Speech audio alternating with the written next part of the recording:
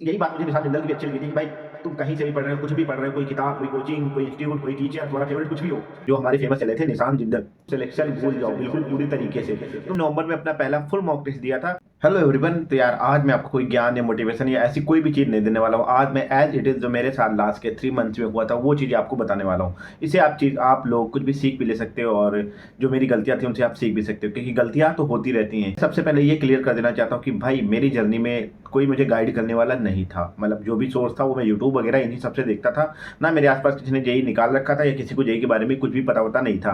तो मेरे साथ सीन ये था कि मैं चलो ठीक नॉर्मल पढ़ाई चल रही थी, जैसे मेरी चल रही थी। जैसे मैंने एक पोल डाला था उसमें लोगों ने बताया कि मैं उस कैटेगरी में हूँ। हाँ, स्टार्टिंग से पढ़ाई तो अच्छी की लेकिन बीच में मैं डिस्ट्रैक्ट हो गया। तो सेम उस कैटेगरी का बच्चा मैं भी था कि मान को चलो डिस्ट्रैक्ट इन द सेंस कि भाई मुझे कुछ अता पता था नहीं, मैं बोर्ड की तरह अपना पढ़ता रहा। तो एक तरीके का मेरा वो डिस्ट्रैक्शन ही था। तो मेरे साथ हुआ क्या, ठीक है, जब मैं बात करता हूँ जब अक्टूबर से नवंबर आया। अब यार उस समय जो हमारे फेमस चले थे निशान जिंदल, ठीक, उन्होंने बताया था कि पीडब्ल्यू, मतलब पीडब्ल्यू के बारे में ऐसा वैसा कुछ बोला था। मुझे उस चीज़ से कोई मतलब नहीं, चलो बोलते हैं ठीक है हटाओ, हमारा पढ़ने से मतलब है।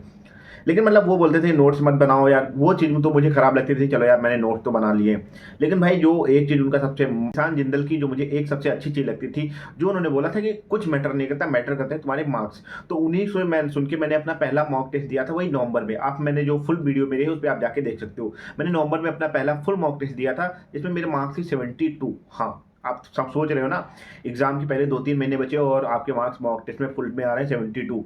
तो मतलब क्या सोचोगे, एक ड्रॉपर होकर सबसे बड़ा दुख, और आप शायद इसी कैटेगरी में आप आ रहे होगे। अगर इस कैटेगरी में आप हो तो भाई प्लीज जाके एक बार कमेंट बॉक्स में बता दो यार, और उसको ट्राई करना है कि 3 महीने बाद उसका ऐसा रिप्लाई कर सको कि भाई हाँ मेरे मार्क्स इतने ज्यादा बढ़ गए हैं। तो उस कैटेगरी का मैं बच्चा था। जब मेरे 72 मार्क्स आए तो भाई मुझे समझ आ गया यार निशान जिंदल की बात में कुछ तो दम है। तो मैंने क्या किया, मैंने कहा ठीक है नोट्स लेकिन मैं बनाऊंगा, क्योंकि वो नोट्स ना बनाने का तरीका मुझे समझ नहीं आता था। तो फिर उस दिन से मैंने अपना टेस्ट लगाना शुरू कर दिया, मतलब ज्यादा से ज्यादा मैंने टेस्ट देना शुरू कर दिया। मतलब हर दिन हर अल्टरनेटिव पे एक टेस्ट लगाना शुरू कर दिया। तो लास्ट के मंथ में ऐसा हुआ ना, स्टार्टिंग में जब मैंने लगातार मॉक दिए तो वही 72 के आसपास ही हो रहे थे। लेकिन अचानक से मैंने उतनी ही पढ़ाई कर रखी थी लेकिन मेरे मार्क्स इंक्रीज करने लगे। तो ऐसा मेरे साथ जब हुआ तो मुझे थोड़ा समझ में आ गया, नहीं जितना इंपॉर्टेंट है हमें क्लासेस करना उतना ज़्यादा इंपॉर्टेंट है हमें मॉक टेस्ट वगैरह भी लगाना। फिर मैंने मॉक टेस्ट वगैरह लगाना शुरू कर दिया। लेकिन अब आप लोग ये सोचोगे तो भैया अगर आप पर डे मॉक टेस्ट लगा रहे थे अल्टरनेट पे तो क्लासेस का क्या सीन था। तो क्लासेस मैं करता था लेकिन मैंने क्लासेस को उतना सीरियसली लेना छोड़ दिया जितना मैं स्टार्टिंग से लेता था। मतलब जैसे कि सारी क्लास आराम से देखो, कोई भी चीज़ स्किप मत करो, देखते रहो 1x पे ऐसे वगैरह। फिर मैंने क्लासेस को शिफ्ट किया 2x पे। और मुझे पता चल गया था जब मेरे 72 मार्क्स आए नवंबर में कि मैं तीनों सब्जेक्ट को ले जाके मैं 250 प्लस वाला बंदा अब इस समय जनवरी या अप्रैल तक नहीं बन सकता हूँ। मेरे अंदर में ये था। तो भाई मैंने डिसाइड कर लिया नहीं यार जितना है लिमिट में रहो, मतलब जितना कर सकते हो एक रियलिस्टिक टारगेट बनाओ। तो मैंने ये देखा कि फिजिक्स केमिस्ट्री मेरी ठीक ठाक थी, तो मैंने सोचा फिजिक्स केमिस्ट्री को मतलब ऐसा टारगेट बना लेता हूँ कि फिजिक्स केमिस्ट्री मेरी 150 तक चली जाए, मतलब फिजिक्स केमिस्ट्री मिला के 150। मैथमेटिक्स में कुछ भी जो मेरे 70 कुछ भी 30-40 मार्क्स जो भी इधर उधर से आ जाए, मतलब मैथमेटिक्स के भी चैप्टर कर रखे हैं।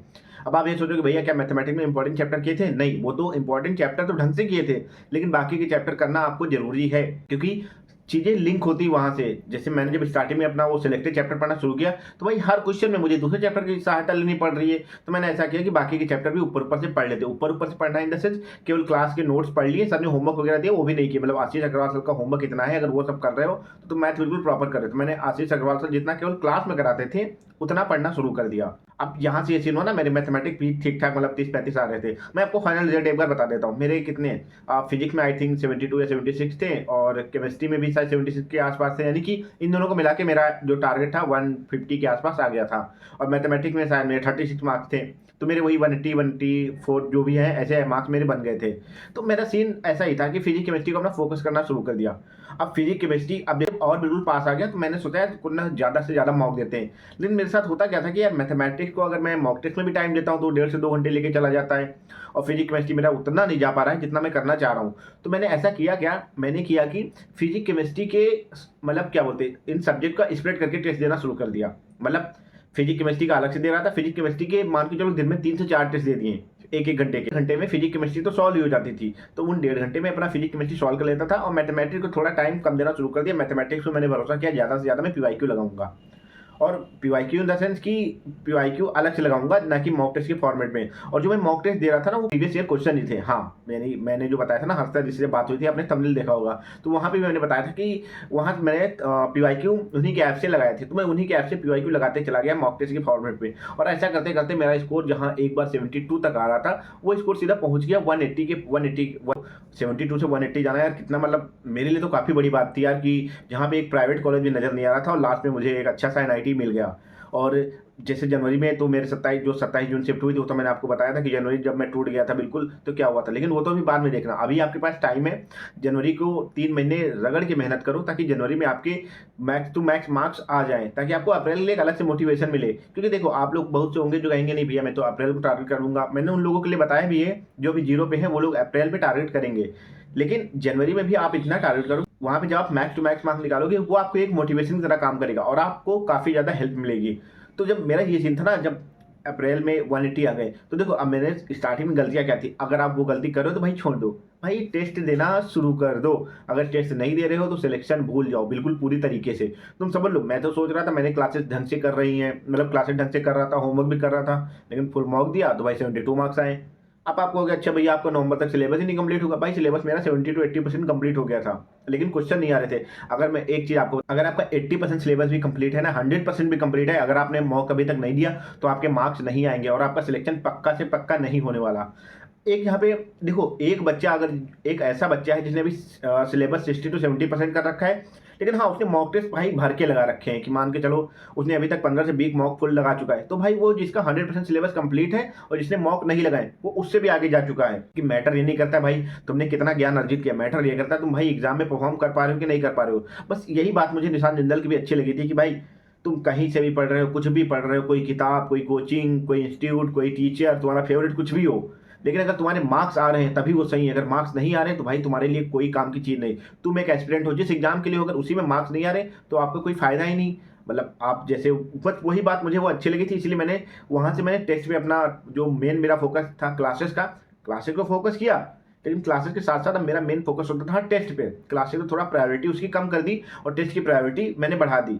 ये ऐसा सीन था। और मैं आप लोगों से भी कह रहा हूँ भाई, अगर आप ऐसी गलतियां कर रहे हो कि आपको ऐसा लग रहा है नहीं मैं क्लासेस करते जा रहा हूँ, लास्ट में मेरा 1-2 मॉक लगाऊंगा सब हो जाएगा, तो आप बहुत बड़ी गलती कर रहे हो। मेरी तरह आप भी, भाई मैं तो चल आखिरी में थोड़ा बहुत सुधर गया था, वरना आपके साथ गलती हुई तो आप तो चले जाओगे फिर प्राइवेट कॉलेज में जाना और जिंदगी भर कोसना कि भाई काश उस समय थोड़ा बहुत पढ़ लिया होता।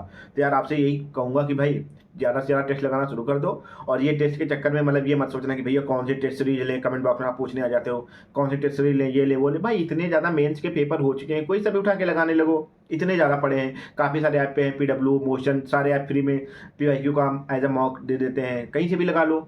तो इससे कोई टेंशन मत लेना कि कौन सी टेस्ट ले लूँ। अगर आपको लेना ही है तो कोई सी भी ले लेना, बिल्कुल लास्ट में जब 15-20 दिन बचेंगे।